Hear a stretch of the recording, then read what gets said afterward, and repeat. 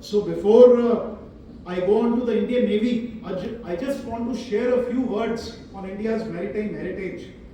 As you see on the slide, India is a great maritime nation. It has always been a maritime nation. It is important for all of us to realize that the maritime identity of our country is integral to our national identity. You all know that we have seas surrounding us on three sides and tall Himalayas in the north. So it has been said that our country lies in the lap of the Indian Ocean. While we in India have always believed the seas are to be used for building prosperity and friendship, the ancient Indian literature also points to the fact that as far as the era of Indus Valley civilization, there was considerable maritime interaction between our country and few important regions in the world, such as Western Asia region, that is Gulf, what we know as nowadays Mediterranean, and the Far East. I would want to know from this audience, from the young cadets, has anyone traveled to Southeast Asia? Has anyone seen the temples or pagodas in the Southeast Asia? Or you would have sailed on some first training squadron ships as part of your camp or attachment. Anyone been to Southeast Asia, in Indonesia or Thailand or Bali? Please raise hands. Okay, so I don't see any hand. Not a problem. Right, sir. So anyone who has been there among this audience?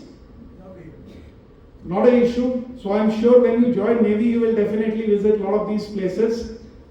So, if you go to any of the country in Southeast Asia, visit their temples or pagodas, you will see a very strong cultural and historical connect with our country. When you land at Bangkok airport, that is called as Swarna Bhumi Airport. So you see the name is taken from our ancient language. You go to Bali, you will go see a very big Vishnu statue there.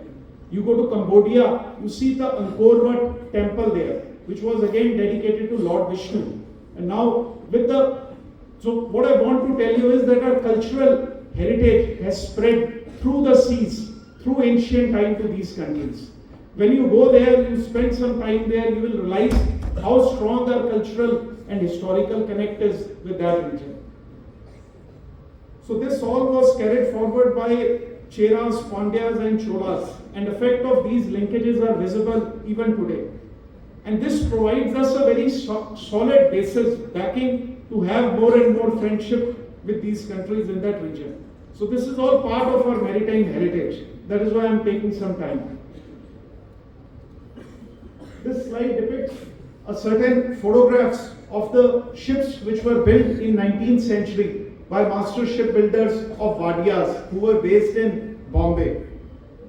There is one ship known as HMS Trincomalee, which is photograph is depicted on the right hand side. Trincomalee was built in 1817 and is one of the oldest warship afloat still there. So this goes to tell that we had a flourishing shipbuilding industry early. About the modern day shipbuilding I will cover sometime later.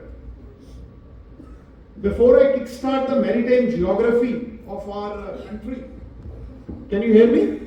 Okay, before I kickstart maritime geography of country, I just want to explain the concept of maritime borders to the young audience. For a normal person in a CV street, what does an Indo-Pakistan border look like? This is the border? Am I right? Yes, sir. Okay. For a sea-going person, for person who dress in white, for military people, our border is also this. This is the Makran coast of Pakistan. So this is also a border and we call this a maritime border. So any of our ship 24 mile, 12 mile off, we can go there, we can operate there. So this is just to tell you that we are not only connected by the land borders, we are also joined by maritime borders. And by virtue of that, this entire thing is our maritime border in the Indian Ocean region. So this is a concept I want to tell to my young friends. What area is highlighted in blue? This is the primary area of India maritime interest, which is of immediate interest to us. Why it is important, I will cover that in subsequent slides. Please look at the map carefully. Look at this vast Indian Ocean region. The area is more than 68 million square kilometers. Can anyone tell me what is the area of Indian landmass, our country? Anyone? Any young friend of mine can tell me? Yeah, please. Excellent. What's your name?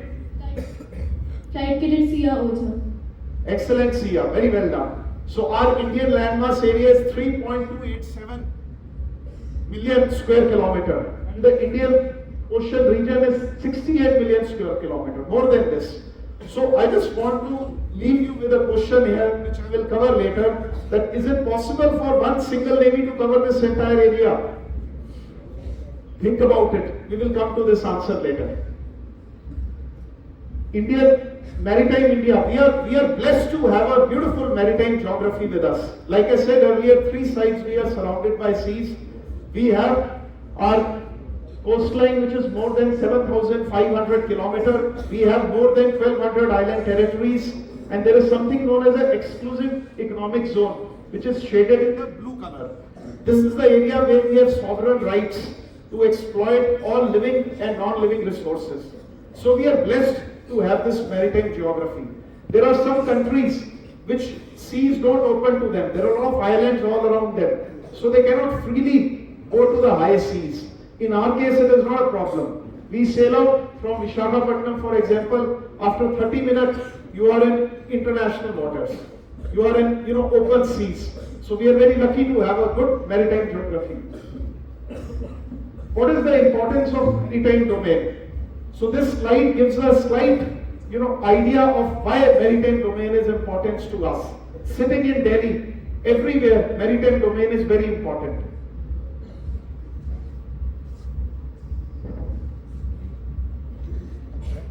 Our international trade is largely dependent on the medium of the seas. So over 70% of volume more than 90% volume of trade in what India does with overseas countries passes through these seas. Over 78% of our oil comes through the Gulf region through the seas. We have a very large fishing community which stretches from Gujarat in the west to Bengal in the east, including the island territories of Lakshadweep and Andaman and Nicobar Islands. So IOR is very, very important. There are more than 100,000 ships which transit through the Indian Ocean region. So why I am telling you all this is because if there is disruption in this trade, in the smooth flow of trade, that will affect the economic and societal well-being of all of us, of all our citizens. There is a problem which is going on in Red Sea area. The merchant ships which are transiting through there are being attacked by some rebel forces in Yemen. Every time a ship gets hit, there is a problem. There is something known as the insurance rates go up. So the cost of the parts, equipment, anything which we are going to consume in our country goes up. So it is very important that the seas are kept free and open. That is why there the role of Navy comes in. We have various challenges in maritime domain. Some of them are indicated on the slide. There are both traditional as well as non-traditional threats, which we should all know.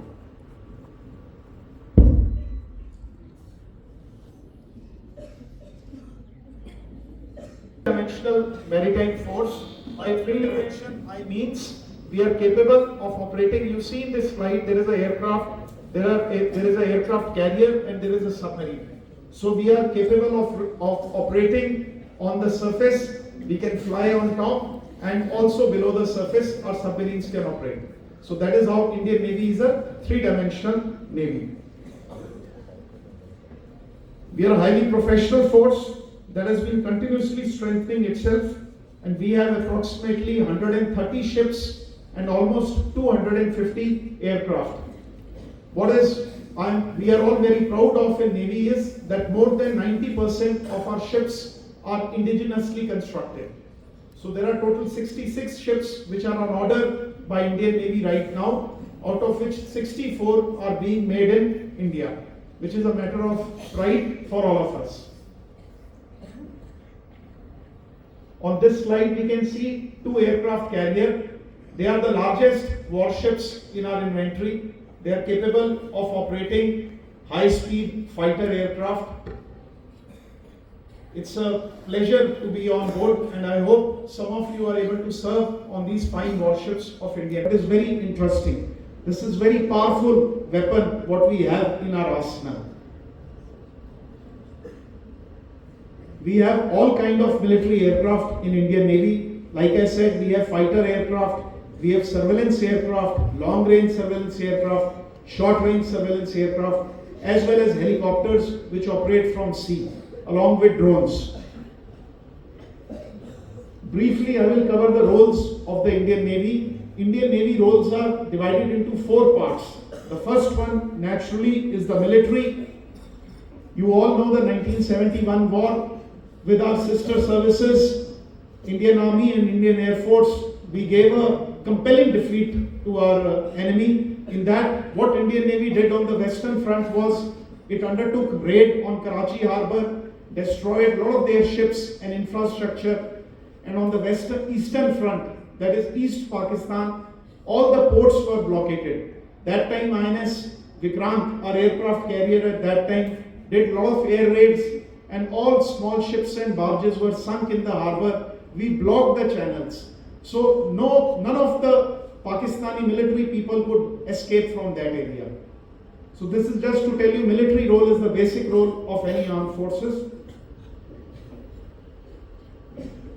Then Indian Navy has got a dedicated diplomatic role. Why we have a diplomatic role? Like I told you, the minute we go out of our Indian waters, you are in international water. So this role comes naturally to the Indian Navy.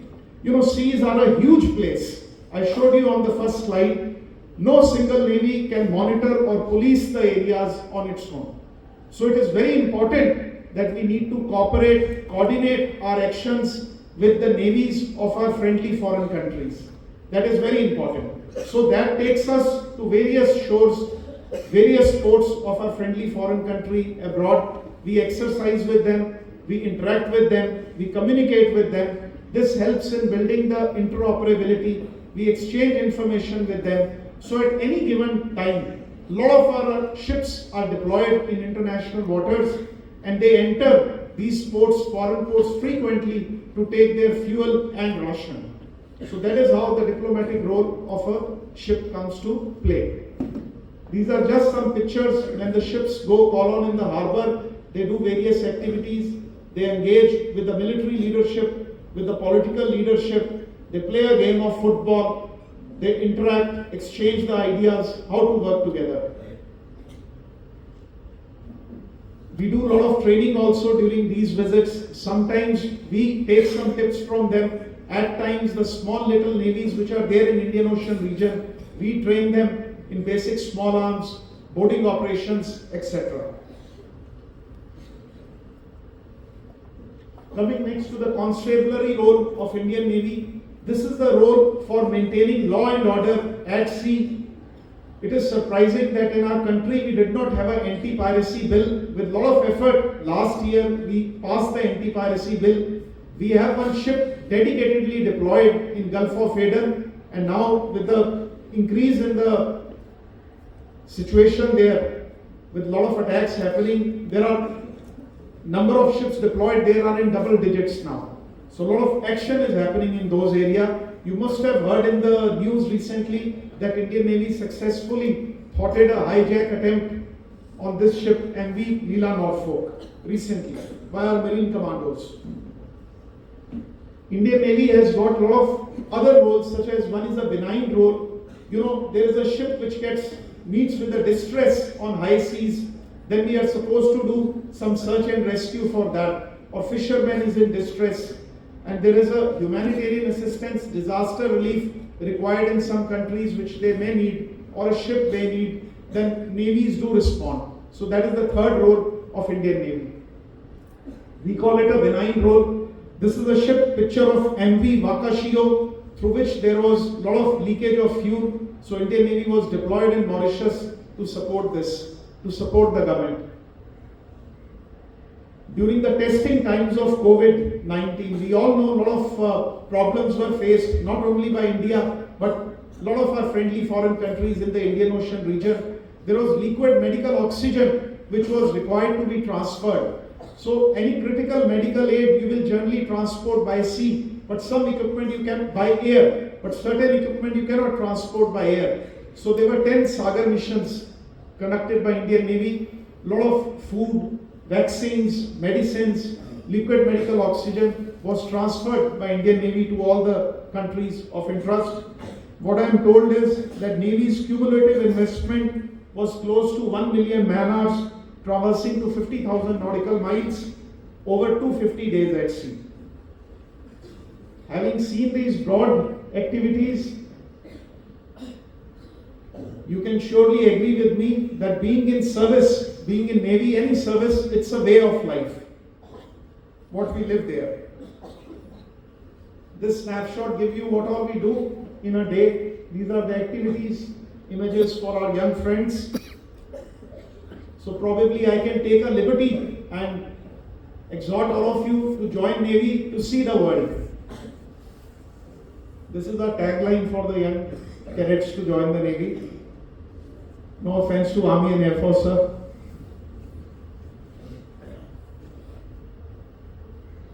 So I'll just explain you the basic structure of the branch of Indian Navy. We are divided into various branches. The first branch is executive. Executive is the warfighting branch of the Indian Navy. The logistic branch, which is the supply, is also part of executive branch. Then we have technical branch, which comprises of marine engineering and electrical engineering. So officers and sailors of this technical branch, they maintain our very sophisticated propulsion systems, engineering systems, weapons and sensors. Then third branch is education, as well as they are responsible for training of our young officers, and there are various other branches such as law, and one is medical branch. They keep the Indian Navy personnel fighting fit. Medical branch is common in all three services. Within Indian Navy, a person can join as an officer or as an Agniveer. So I will broadly cover how to get entry into the Indian Navy. First, starting with officer entry. So in officer entry, we have both permanent as well as short service commission. Permanent commission, as the name signifies, you stay in the service till the time you retire. In short service commission, you sign a bond for 10 years, which is extended, which can be extended up to 4 years. There is a provision for short service commission officers also to gain permanent commission, depending upon their performance and their willingness and the vacancies available in the service. Moving further on, the officers are meant to lead from the front. They are important. So it is a privilege to inform the audience that Indian Navy started entry of women officers in 1992, and now the induction of women is open in all cadres. I am also very proud to inform you that women officers in the Navy presently, one woman is commanding a warship. They are flying our aircraft. They are managing operations on board our maritime patrol aircraft and doing various challenging assignments. As on July 2023, Indian Navy has around 580 women officers in various roles. To join the Indian Navy as an officer, there are four type of entries which are as indicated on the slide.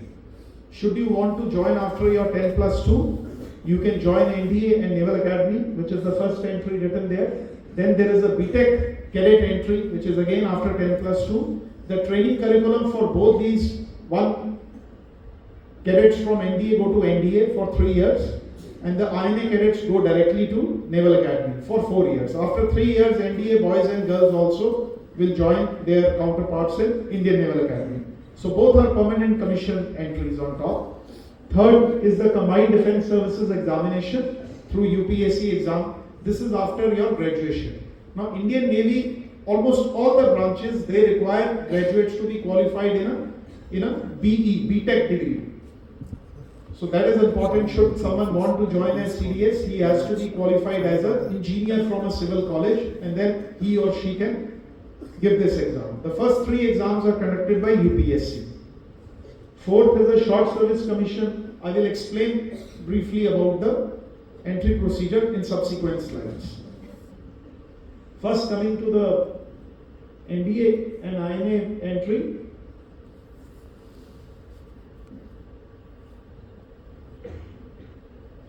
This is open to both male and female trainees. Right now, the audience must be aware that the first batch of 19 female cadets joined NDA in August 22, and for Navy, we had 3 cadets in the initial batch, and with effect from this year, July 24, we will have 12 women cadets joining the NDA for Navy only. Written exam, like I indicated, is conducted by UPSC. Exam is held twice a year, and all the cadets are subsequently allotted executive or technical branch in the Navy. Next entry is the BTech entry. For this, the scores of JEE are counted. You should have at least 70% in physics, chemistry and math in your plus 2, and then whatever exam you give in JEE mains, that criteria is set, and then you can apply for this. Depending upon the merit list what is made subsequently, you will get a call letter. Then there is a CDS examination, which, like I have explained, is done after the graduation. After graduation is over, or engineering degree, age limit is 19 to 24 years. And happy to inform you that in case you are a C-Wing certificate holder, then there is no need to appear for the written exam. Then you can appear directly for interview. This is also a permanent commission entry. Then there is a short service commission entry. Various branches are here. This notification is issued twice a year. Like I said, BTech degree is mandatory for most of the branches. Education criteria for induction of officers in this scheme varies depending upon the branch you wish to join.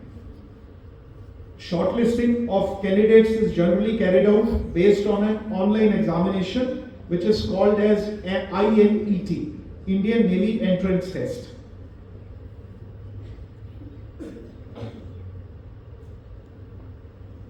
Briefly covered earlier also, in case you have an NCC C-Wing certificate holder. Anyone is there with C-Wing? Can you raise hands? Very nice. So in your case, you need not appear the UPSC written examination. You just have to go for the interview. I've largely covered all the entries, how they are done. This slide broadly covers, first is the examination, which is held, like I have indicated, for all the courses unless you are a C-Wing certificate holder. Thereafter, you will be called for a Services Selection Board interview. The SSP interview for Navy are conducted at Bhopal, Visakhapatnam, Kolkata and Bangalore. They will assess you for officer-like qualities, your leadership qualities, your courage, your grit. Prepare hard for that. And after the SSP, you will go for your medicals. They will check your medicals thoroughly, and once medicals are also qualified, a merit list is drawn out, and then all the lucky cadets will be called to either NDA or to Indian Naval Academy for training. You would be aware that all the officers who join Indian Armed Forces are commissioned officer. This is because when he or she is appointed or commissioned, it is done personally by the Honorable President of India. You will get a special parchment signed by him with your name that you have been commissioned into the Indian Armed Forces. The junior most officer of Indian Navy, Sub-Lieutenant, draws the salary which is written. But let me tell you, the life, what you join when you are in the service is much beyond the pay band which is written here. The services take care of everything for you. Like I said, it is a way of life. There is an excellent professional growth, and all the facilities are made available. A few more perks which come along with the service are as indicated on the slide. All of us are entitled one free air travel to our home station or to any place of holiday you wish to choose for you and your family. Additional travel entitlements are also given to officers and sailors who join submarines and aviation department of Indian Navy. We have world-class health-class facilities which come along with the service for us as well as our families. And then we all know about the CST facilities where we get our items of daily use at subsidized rate.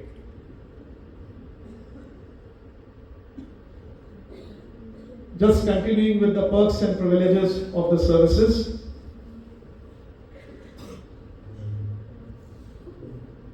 Last line is very important should you wish to join Navy. I'll briefly cover about the Agniveer scheme of the Indian Armed Forces also, with particular reference to Indian Navy. Agniveer, as you all know, came into force 2 years back. So prior 14 June 22, only male officers, male personnel could join as sailors. With the approval of Agniveer scheme, now women can also join as Agniveer sailors. We have total of 276 women Agniveer as on date, and male and female who are between 17.5 to 21 years of age can join the Navy as Agniveer. The education qualification for Agniveers is either senior secondary or 10+2. There are various different trades like gunnery, navigation, communication, engineering, electrical. Specific trades are there for which selection takes place of a Agniveer once he or she passes out from the basic training institute. This is the selection process, which is a 3-stage process. The stage 1 is online examination through Indian Naval Entrance Test.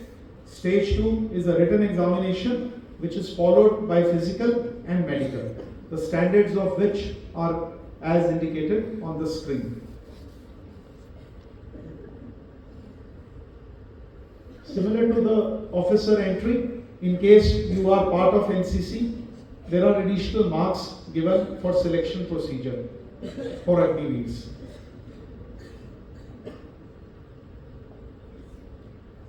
Agnipath scheme, the duration of service will be 4 years and the pay ranges from 30,000 to 40,000 rupees. Additional other applicable allowances are also given. These are few more points of the Agnipath scheme.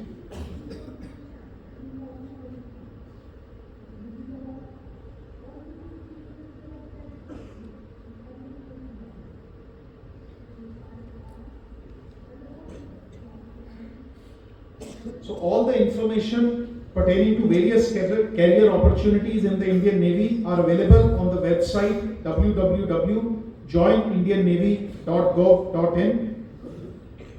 You can register yourself in the Indian Navy's website. You can feed in your cell number and you will get automatically notification and SMS of any entry what you have volunteered for. Should you want to give an NDA exam or a CDS exam, you can feed in your number details. So when the entry will open, automatically SMS will come in your mailbox. For any other further information, you can always send a mail to you, or you are in NCC, you can approach your nearest senior sailor instructor or an officer. He or she will be able to help you. You can also follow all the services handles on Facebook, Instagram, Twitter and YouTube. Before I conclude this presentation, I just want you to give a brief glimpse of the Indian Navy's activity in 2023.